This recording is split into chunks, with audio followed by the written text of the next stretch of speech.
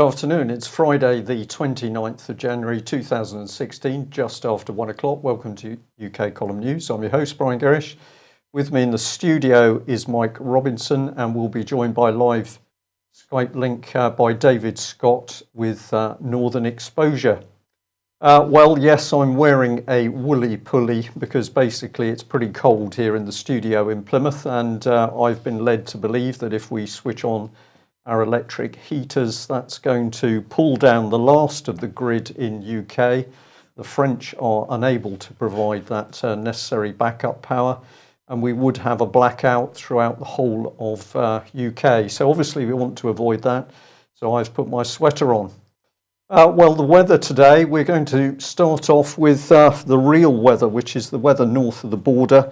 And here is a picture provided by David Scott. Of course, it's showing Scotland at its very best, bleak, rainy with, it's not drizzle, he's got a special name for it. I'll just bring that picture on screen because it is spectacular, taken by David himself. David, I will let you comment, but I just wondered, was this Scotland's new high-speed road link you've pictured here? Yes, that's the civils infrastructure leading to the New Forth crossing. No, that is in fact provided by our good friends at Visit Scotland. This is how we encourage people to visit Scotland, by showing them a wet day on South Uist. Well, it's wonderful. I noticed in the sea just to the left of that picture, I think, is that a bit of the sea? I think so. I think it is, yes. Yeah, I'm sure I could see a periscope there, and I thought, well, this would be a President Putin submarine come to spy on the Scots in preparation for his attack on Europe. Well, that's what David Cameron would have us believe. And this picture I was a little bit concerned about because to me it showed the Scots simply pouring away the water that should be coming south of the border into England. Well, we do have rather a lot of water just now. You're very welcome to as much as you can come and carry. But we obviously don't have a giant connecting canal. That's the Lagan Dam, and if anybody watching has seen the BBC sitcom Monarch of the Glen, that is the glen in which it is set and was filmed. Okay, excellent. Thank you for that. Well, we're just going to ask for a little bit of help from UK column viewers here. If you're weak disposition, please turn away. But this came up on my calendar this morning. I thought it was pretty scary. We'd just like a bit of assistance. Can anybody identify the object that's popped up there for, well, when is it? For Tuesday next week. So anybody can help with that. Just tweet or text in. But some form of nuclear fission going on there. Oh no, you see the mistake you've made there, Brian, that you've got your weather set up for London. I mean, I know Plymouth hasn't seen that object for 3 months now, but that's the reason you're saying the wrong thing. Okay. All right. Thank you for explaining that to me. Where are we going to start? We're going to start with a very serious matter of the death in Oregon in the US. And Mike, you've been following this. Yes, because the FBI has released this piece of video onto YouTube. It's about 25 minutes long or so. And I guess the reaction that they've had, certainly the allegations that Robert Finicum had his hands up at the time he was shot, has caused them to push out this video. So let's just look at a couple of seconds of it. And you can clearly see there that he is in fact walking from the car with his hands up. Struggling to get through the snow, and then his hands go down, and the next thing he's on his back on the ground. I'm not going to show that. You can go to the YouTube video if you want to watch it. But what was absolutely clear following this is that, contrary to what the FBI was saying, he received no medical attention. He was not dead when he hit the ground. He was still moving. And in fact still was trying to put his hands up. He received no medical treatment for quite some time after the shooting, and somebody's got to bear some responsibility for the fact that he eventually passed away. It's horrific, Mike. But of course, this is police state America. The internet, YouTube, full of videos of American police shooting people with their hands up, shooting people in wheelchairs. So there's a vicious culture coming to the US police, and of course we're now starting to see the same culture come into the armed police in UK. David, what's your opinion on what's taking place in Oregon? Yes, it as you say, it's one in a long line of events. I would have to say that the Americans had a revolution for an awful lot less oppression than they're currently undergoing at the hands of their own police force. And I saw in the BBC programme Question Time, one of the questions from the floor was from an auxiliary constable who was adamant that all police officers in this country should be armed because they do such a special job and risk their lives. Now, I would suggest that if all police officers should be armed, and looking at the reason that this particular gentleman brought to the argument, then all of us should be armed for our own safety. Now, Britain hasn't been an armed society for many hundreds of years, and we've got along quite well without it. And I fear for what's coming. And you have to say that from an American point of view, if you are a lover of liberty and a believer in some of the things that many of the Americans believe in, founding fathers and all the rest of it, although we could debate exactly what happened there, it must be an extremely worrying time because they're seeing tyranny unfold before them. I would agree with that. Well, Mike, of course, part of the scam that the British government is carrying out at the moment is to have everybody terrified of a terrorist threat. And Foreign Office at work here, I think. Well, the Foreign Office has set up this website, UK Government Response, and alongside that, they've set up a Twitter account. And I just wanted to... I should put that up, actually. I just wanted to highlight this tweet that they pushed out this morning. Is this really a good use of British public money? So they've set up a table. They've put a tablecloth on the table, and they've put caricatures of Lavrov, Assad, and Putin behind the table. And the writing on the tablecloth says, "Proudly serving Syrians." The E of serving is crossed out, and the word serving is changed to starving. And the tweet the tweet itself says, "Starving civilians is an illegal act." An illegal tactic used by Assad. They can't even be bothered to spell Assad's name correctly. Sieges must be lifted to save civilians and secure peace for Syria. And, as we were highlighting with Vanessa Beeley a few days ago, Assad is not the person who is preventing this food getting through to the people of Madaya and other places in Syria. It is the armed opposition groups who are basically taking the food and storing it in their warehouses and then extremely inflating the prices for it. So anytime the UN or the Red Cross have asked for permission from the government to get food through, they've been given that permission. It's when they try to get into areas that are controlled by the opposition that they start having problems. So a blatant piece of propaganda from the UK government here.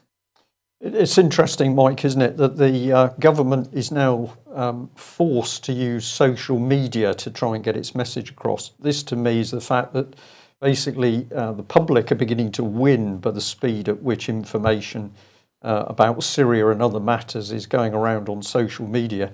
And then as the government gets drawn into it, they make themselves look even more ridiculous because, of course, a government can't work social media.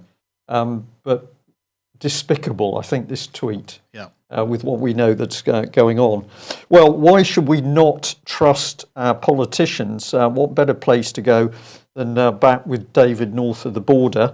And of course, David, you had a very interesting meeting with Audit Scotland recently with Robert on the trail of the slush fund.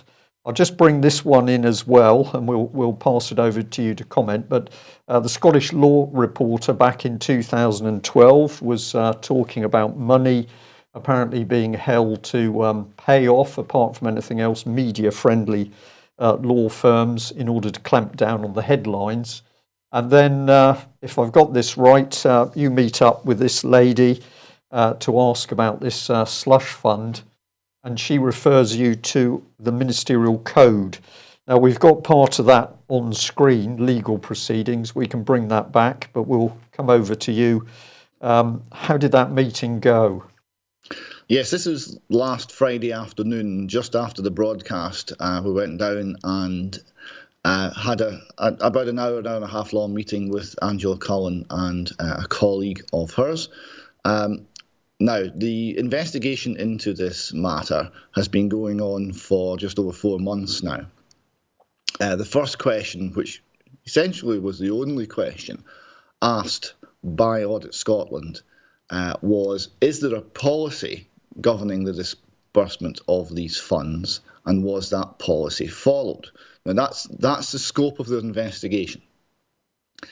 Now, it transpires that, yes, there is a policy within the Crown Office Impropriety Fiscal Service for funding private civil legal action by their members of staff and former members of staff. But it then transpired that that policy was not the one used in this particular case. There is a Scottish Government ministerial code and a UK-wide ministerial code, the two documents being very similar. The Scottish one inexplicably being much longer than the British one, but clearly based on it. There's identical appendices, and the basic format of the thing is the same. So we were told that the money for Dame Elise Angelini to carry out private civil legal action, including the case against Robert Green, but not necessarily restricted to it, because there was lots of approaches to members of the press to keep Dame Elise Angelini's name out of the press in connection with the Holly Gregg case. We were told that this money was released in accordance with the ministerial code, and that this ministerial code is in fact a UK-wide document. Now, the fact that there is a Scottish version of this, I'm not clear exactly the significance of that, but we were definitely told it was the UK-wide ministerial code that was applied, and that it was the money was signed off by the head of the Scottish Civil Service, the Permanent Secretary, the most senior civil servant in Scotland. Now, we asked one of the first questions, can we see the ministerial code and the policy that that was enabled here?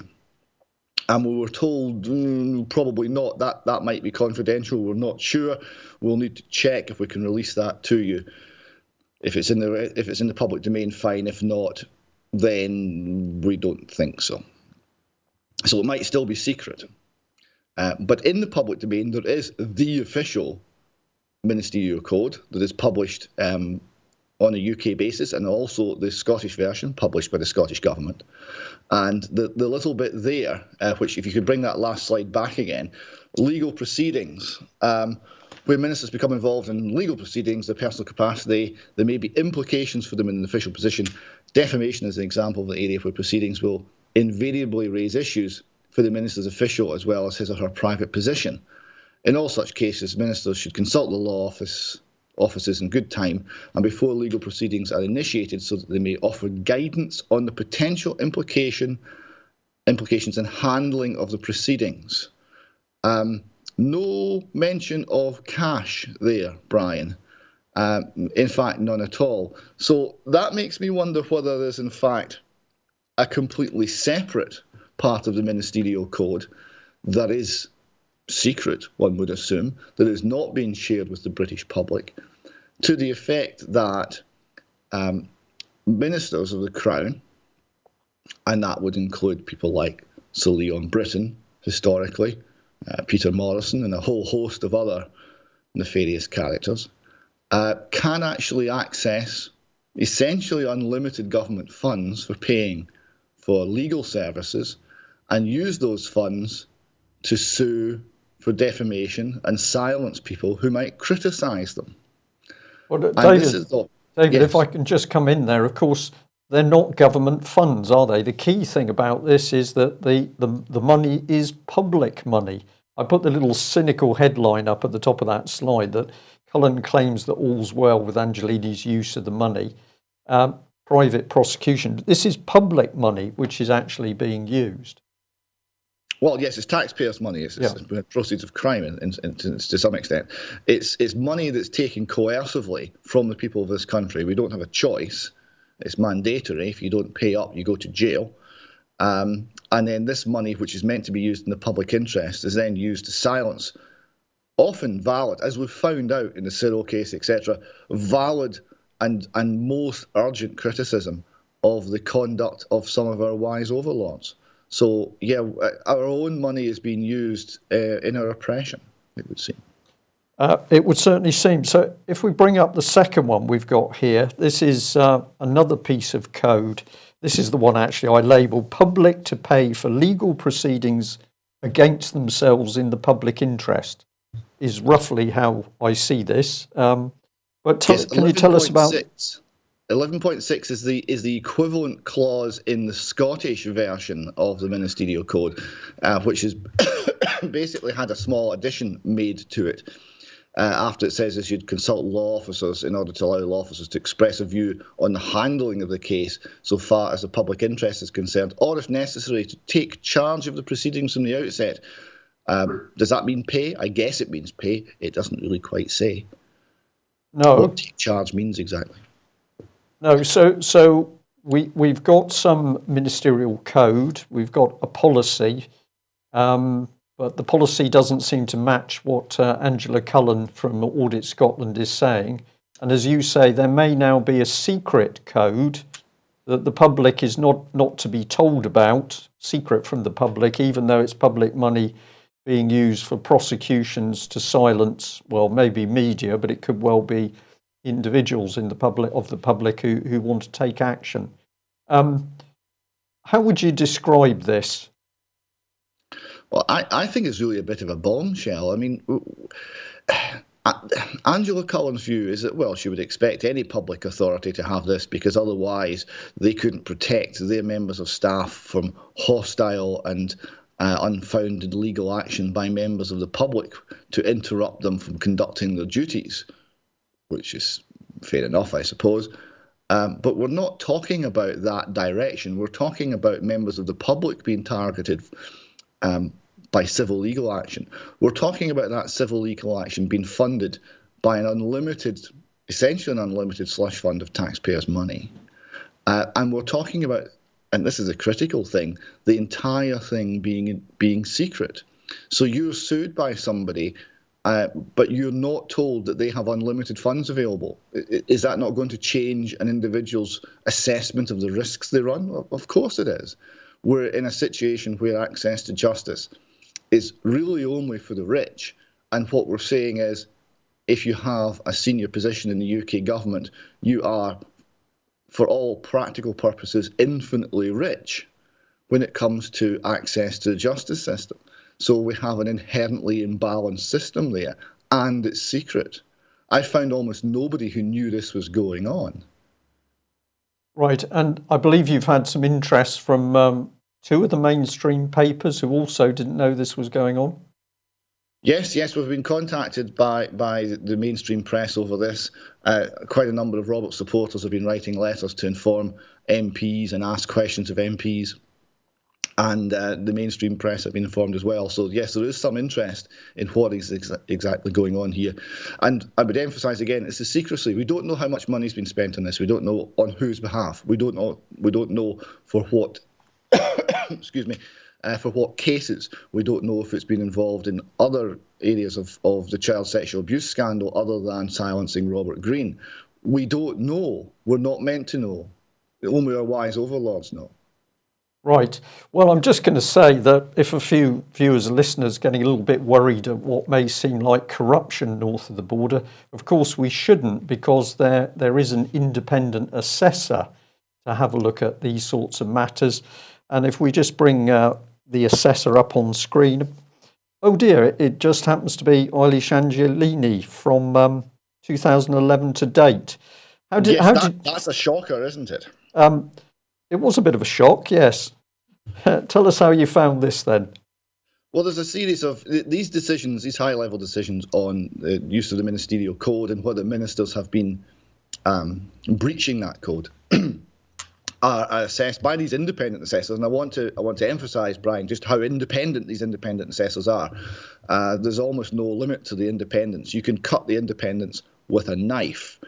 So these people are advising the government and checking up on the government, and these people plus the permanent secretary to the Scottish government and presumably the equivalent in Whitehall make the decisions when it comes to how much money goes to which minister for what purpose when it comes to private civil legal action.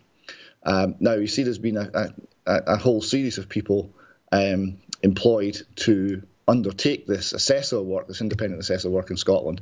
And since 2011, one of them has been Dame Elise Angelini, who was, of course, the beneficiary of, as far as we know, at least £56,000, perhaps much more, of taxpayers' money in order to silence criticism of her conduct whilst Lord Advocate and whilst Procurator Fiscal in Aberdeen concerning the handling of the Holly Gregg case.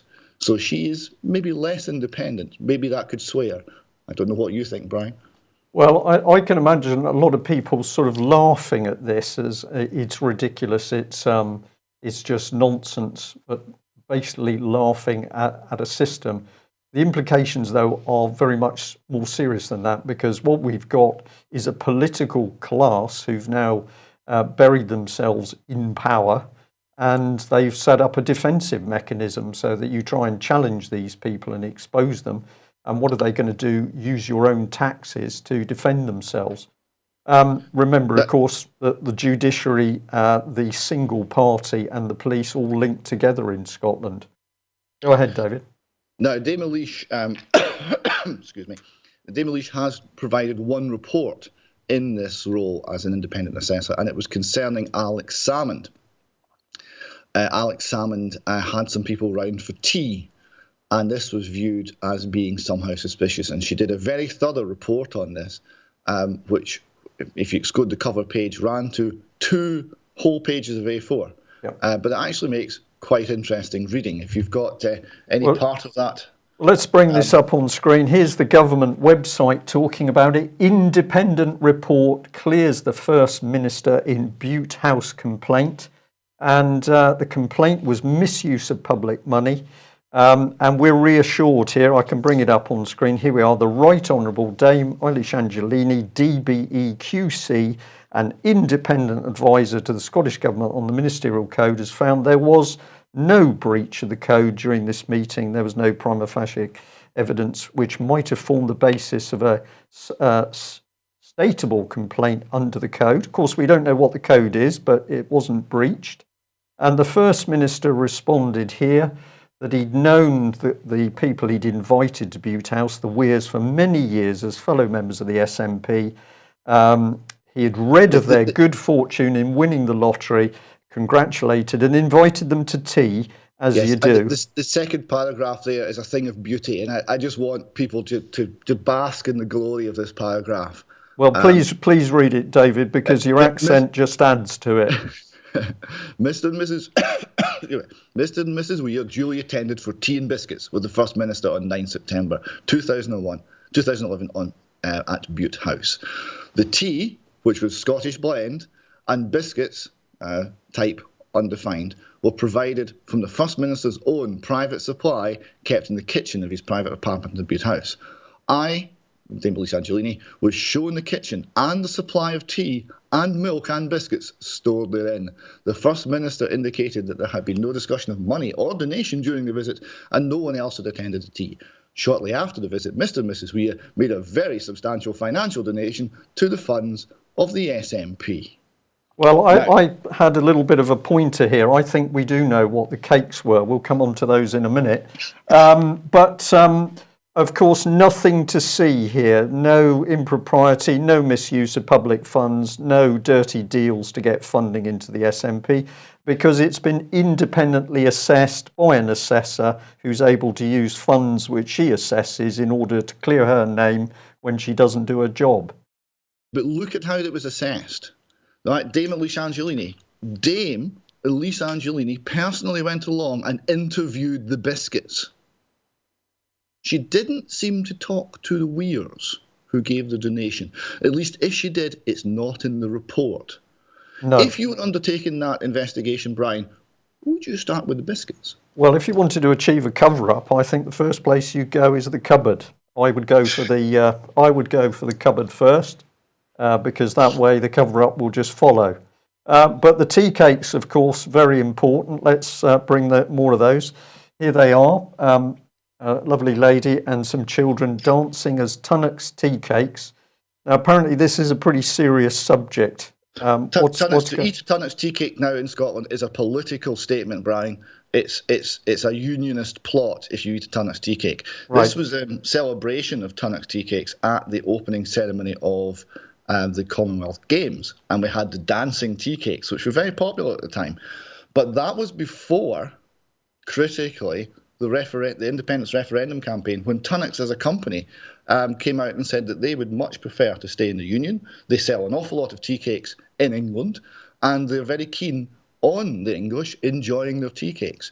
So they wanted to stay in the Union, and they got protests outside the factory, and they were called traitors to the cause. So now to enjoy a tea cake would be a political statement. Right, and so that everybody knows, these are the delightful little chocolate-covered marshmallow on a biscuit-based tea cakes. I've always liked them. I thought some of the comments in the paper is extremely rude, but I understand, perhaps we'll bring the slide on screen if we can. I had heard that these tea cakes are going to be used to kickstart the Scottish economy. Well, we need all the kick-starting we can get. We seem to have a sugar-based economy now, and we are needing, well, we don't have oil, and I saw that there was a major closure of an electronics factory, the Texas Instruments factory near Greenock, announced this week. We obviously don't have a steel industry anymore, and although whisky and produce we're still okay in, we need to be manufacturing more, I would suggest, Brian, so that would include tea cakes. Yeah. Okay, well, of course, the man at the centre of the tea cake and donation scandal was Alex Salmond. I thought we'd do a live UK column analysis of Alex Salmond's involvement with Holly Gregg, looking at his performance under the 7 principles of public life. So the first one is selflessness. Holders of public office should act solely in terms of the public interest. Do you think that he did that? Silence. It's difficult to interpret silence. I mean, silence is silence in the public interest. I don't think silence is in the public interest when it comes to child rape and the concern over the inadequate investigation, which didn't involve questioning any of the alleged perpetrators. So no, I don't think he satisfied the code in that regard. Okay. So we're going to we'll bring the man in so we can see him. I think we'll cross out the first one. He hasn't achieved that. Integrity. Holders of public office must avoid placing themselves under any obligation to people or organisations that might try to influence their work. Well, I'm going to put a cross in there because we've heard the tea cake story and I don't believe a word of it. Objectivity. We've got holders of public office must act and take decisions impartially, fairly, on merit, using the best evidence and without discrimination or bias. Is that why he won't answer questions about Holly Gregg on LBC radio? A tick or a cross? I think that has to be a cross. Okay, good, because I didn't actually have a tick ready to go. Accountability. Holders of public office are accountable for their decisions and actions and must submit themselves to whatever scrutiny is necessary to ensure this. Well, we come back to the cake story. The entire Holly Gregg story has been one where there has been no accountability. We've seen darkness, we've seen mist, we've seen smoke obscuring the facts. What we've not seen is any clarity, and we've not seen any accountability anywhere from any part of the Scottish establishment. Okay, well, thank you for that. Well, we'll strike out accountability, and I think you've also mentioned openness really there. Honesty, he should be truthful. Well, has he been truthful?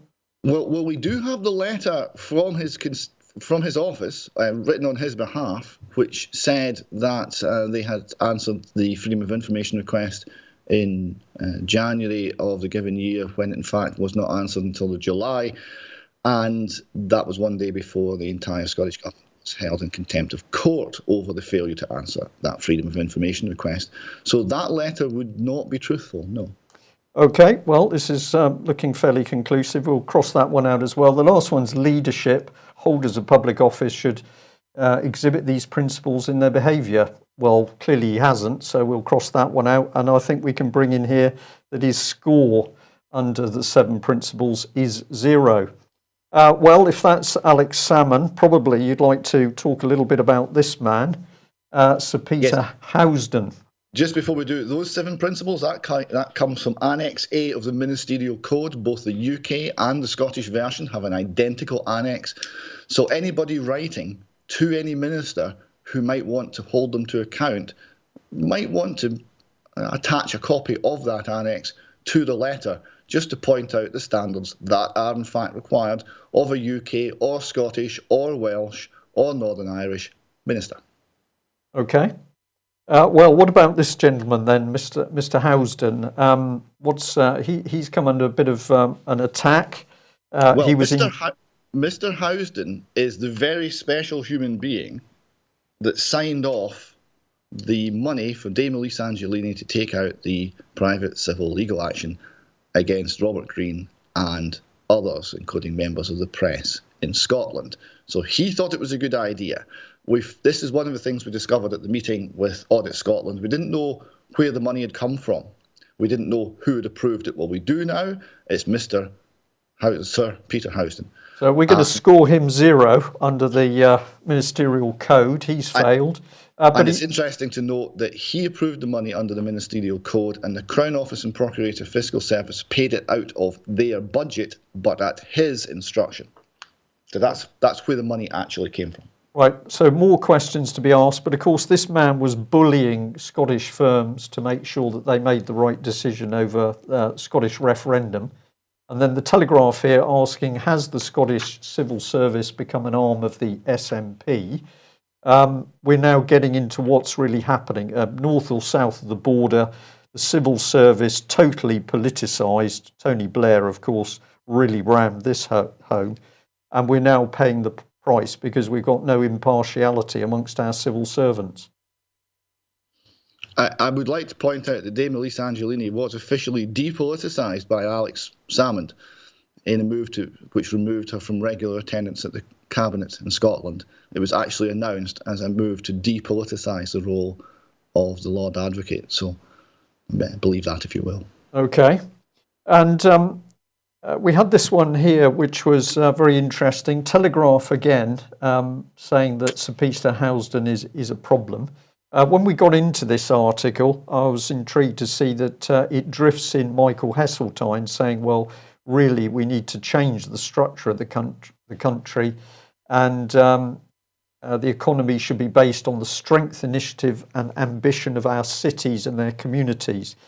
This is Mike's warning of the creation of the city-states, principally under the European Union. But how does this look north of the border? Well, that article also describes Sir Peter Housden as Alex Salmond's narc. Right? The implication being anything that was discussed in a UK level amongst the UK civil service would immediately be fed back to Alex Salmond and used to break up the UK. And there was therefore a reluctance amongst Whitehall mandarins to talk to Scottish mandarins because the trust had to some extent broken down. This was all in the run-up to the independence referendum. Okay, well, you've clearly been having a look into Mr. Housden, and I was intrigued with these video clips, which unfortunately we can't play because we don't own them, but we can have a look at some screenshots. So your point was that this man seems to be into every modern political initiative going. Early years collaborative launch here on the 1st of the 10th, 2012. And I've got another one here. This is the wider strategy to tackle inequalities in society. You smell something pretty serious coming in with this, and I hope I've got this in the right place, but you're looking at what's happening under Housden, and you're looking at what's in this book, The Entrepreneurial State. Yes, so Housden, being the head of the Scottish Civil Service, is carrying on from his predecessor, Sir John Elvidge, also head of the Scottish Civil Service, in introducing the new form, the new model of government into Scotland. Now, no one in Scotland was asked about this. The people of Scotland were not consulted. People of Scotland didn't even know it was happening. This was brought in by the civil service. Principally, it's pushed by the civil service. It was rubber stamped by the parliamentarians, by the SNP administration. But the impetus seemed to come wholly from within the civil service. And they got the ideas from America and books such as The Entrepreneurial State. So what this is based on is the manifest failure of the welfare state approach to managing a society. We have increasing underclass in society, people with no job and no hope of job and no experience of a job. We have parts of society which are falling into ever greater sickness, levels of disability, and because of the welfare state, the productive parts of society are taxed in order to pay for it, so they're becoming ever less productive. And there is an end point coming. I'm sure the officials can see the end point coming when the system simply breaks. The reason that we're always in deficit, and despite all the talk of austerity just now, we're still spending money we're not raising in taxes. We're still assembling the national debt, and this is the good times. This is before the next recession really hits.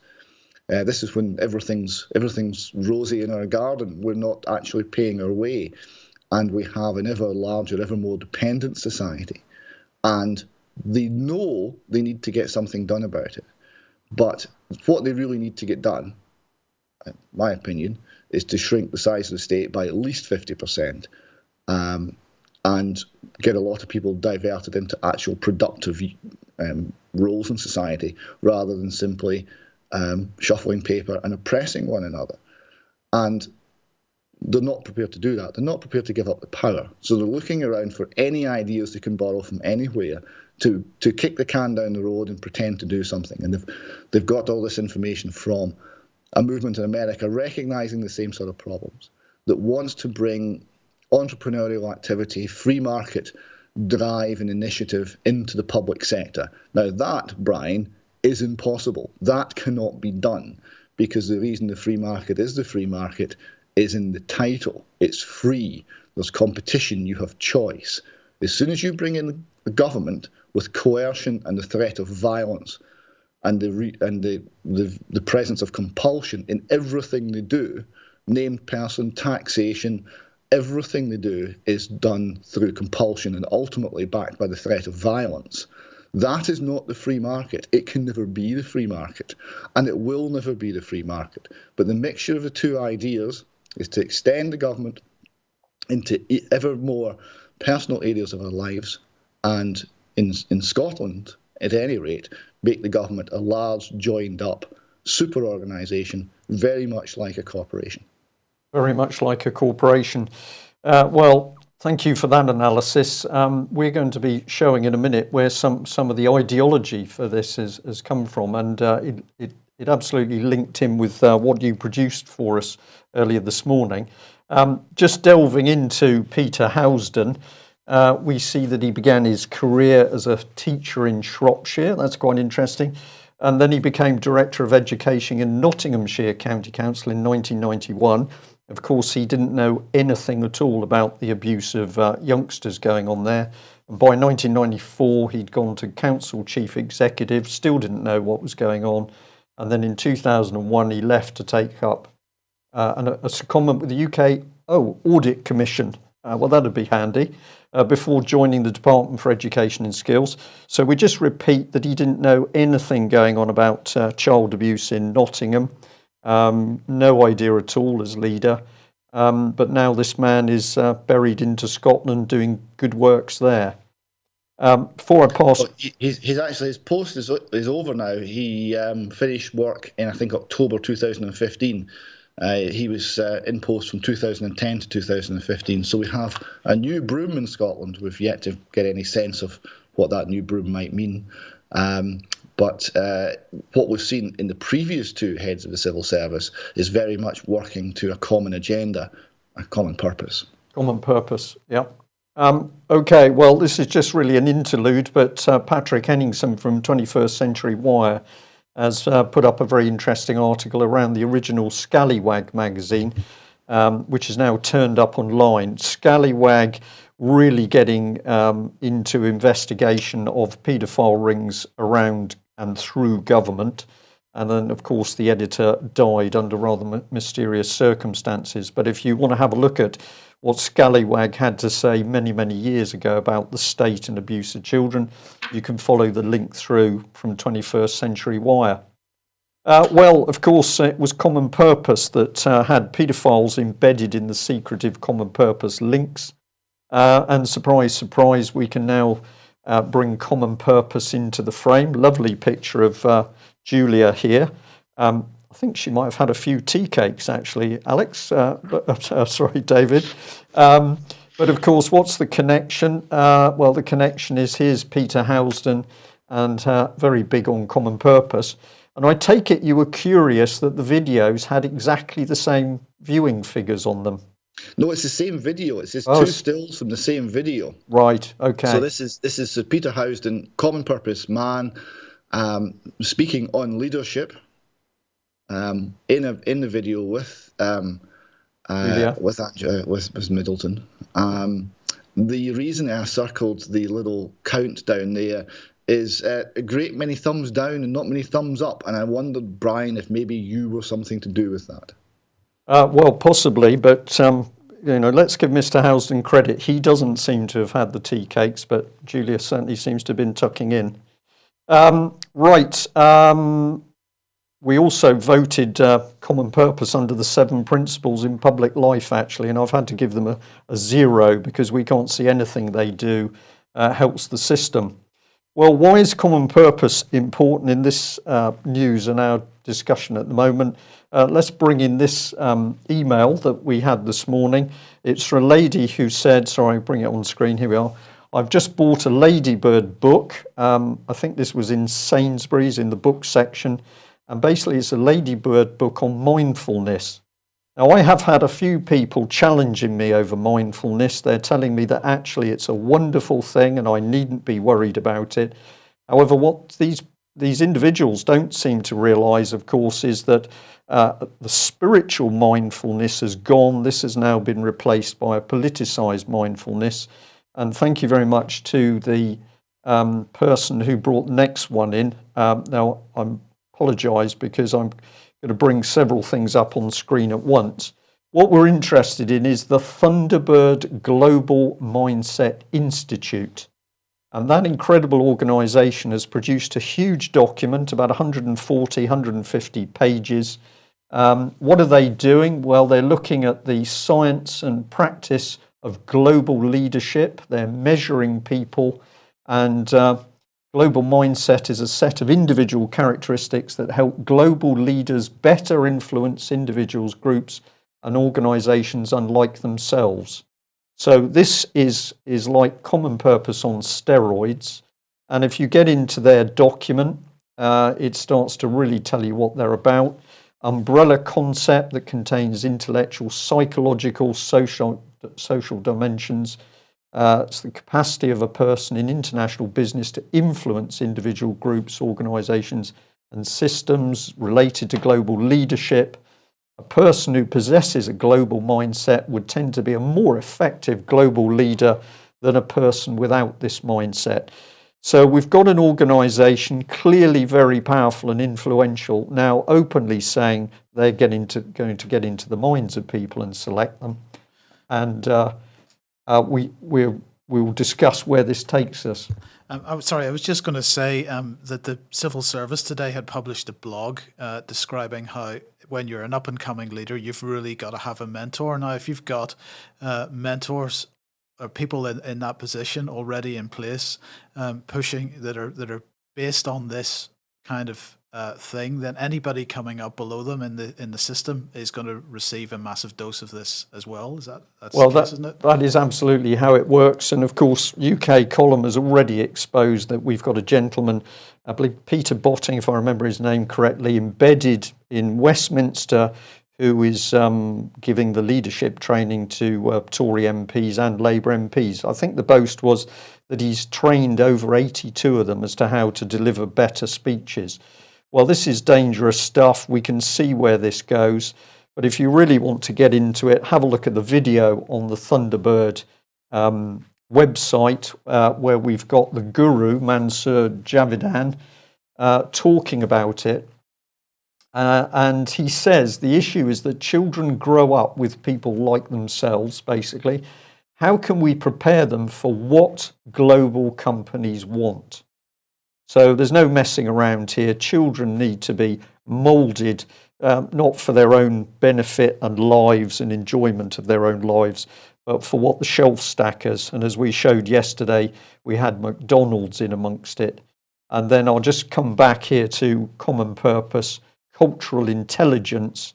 This absolutely fits the Thunderbird global mindset. And of course, this devious political charity buried in the heart of government, north and south of the border. This is about a very sinister psychological attack. David, I was shocked when we discovered exactly how far common purpose had penetrated north of the border.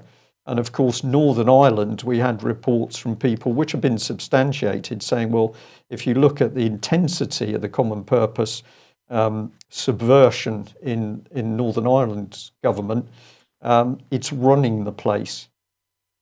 This is a very dangerous organisation. It is now the last two heads of the civil service in Scotland, and the civil service is actually running Scotland, not the politicians. The last two heads have been very senior common purpose people. So one question we'll try and get an answer to is whether the current head of the Scottish Civil Service is in fact a common purpose graduate or common purpose person or not. Be interesting to find out. Yes, they're everywhere, and there are a certain set of values that keep coming up. They come mostly from the States. They come quite a lot of the time from the UN, and they seem to be penetrating every aspect of our society, every aspect of our government, every aspect of such things as education policy and health policy. We see it in the early years initiatives in Scotland where some extremely doubtful alleged scientific evidence about the impact of the first 3 years of life on a human being has been used to justify unlimited government intervention into the family. We see it in the health service, where the fact that the government are picking up the bill for any decisions that we might make that affect our health give the government the right to start to dictate every aspect of how we live, how much exercise, what weight, and all the rest of it that might affect the individuals, the choices an individual might make. We see it in some very strange belief systems which might seem quite happy-clappy, very naive concepts of happiness and well-being, and nothing can be defined, nothing can be pinned down, nothing can be made exact. There is no precision about any of it. But there is the same general pseudo-religious move towards belief in the state and belief that the individual must really do as he or she is told. Is told, yeah. Right, well, just with an eye on the clock, David, time always moves very quickly. Of course, psychological attack, where does the government want to attack most? It's the minds of our children. This article here, very devious reporting by the Mail. So the headline is Gender Madness, Trans Girl Demi Boy Intersex. A government survey, this is from the Children's Commissioner of England, is asking 13-year-olds to pick from 25 genders. And of course, we had a survey, a questionnaire that had been passed around Cornish schools, and it was getting into that sort of area. We're not living now in a heterosexual society. It's going into plus. And if you have a look at what the little plus, which is being added to LGBT issues, you will see they're going into some very, very dirty areas. But of course, if you can get into the minds of children early enough, you can completely destroy their morality and personality. And of course, where's the picture come from in this article? Well, this is BBC. I'm just going to bring this one in. I just wanted to say, what is this stuff about? Well, if you think about it, we've got chaos, wars, strife, cultural, religious antagonism, starvation. The environment's now being put above mankind. That's what's going on in the world. We pressurise people with poorly paid, unrewarding jobs. We've got advertising pressures, fashions, work, getting to the top, false role models, drugs, drink. That's depressing them. And we add in BBC, of course, EastEnders, classic example of an attack on people's minds, TV and films, death, suicide, child abuse. And once you've got people down at that level, you offer them the solution. We can give you happiness with a dose of mindfulness or common purpose NLP or psychotherapy. I know people are going to say, I'm a psychotherapist and I help people. I'm sure you do. I'm talking about politicized psychotherapy. We're going to empower you with hypnosis, and that leads to the hive mind. We've got to deal with this stuff, David. How do we expose the danger of this type of thing? People go mad in herds, but get sane again one person at a time. The exposure has to come in the form of facts, in the form of explanation, in the form of one person at a time in this country saying, I see it now. I see what they're doing. I'm not going to fall for that. The hive mind is a very important concept. The collectivist, communitarian idea, we see it hugely in Scotland. We have a whole political class that when it talks about independence can only perceive that word as having any meaning when you're talking about the collective group. It does not appreciate that a word like liberty, a word like freedom, has a meaning for an individual separate from the hive, separate from the group, separate from the tribe. Okay, well, David, I think that really brings us to the end of the news today. We've got some subjects we haven't covered. I think we'll group those up to deal with separately because they are very important and emotive subjects, such as immigration, for example. But I'm going to say thank you very much for joining us today. I hope you get a bit of the sunshine there in Scotland. And I believe that the key to sunshine in Scotland is to invite Robert Greene north of the border. Is that correct? This is true, yes. The only time we've seen sun really for the last, although it's just peeking out now, we're talking about him. The only time we've seen any sun in the last 3-4 weeks in Scotland is when Robert Greene stepped foot off this train onto the platform in Waverley Station in Edinburgh on Friday. The sun came out and it stayed out until sunset.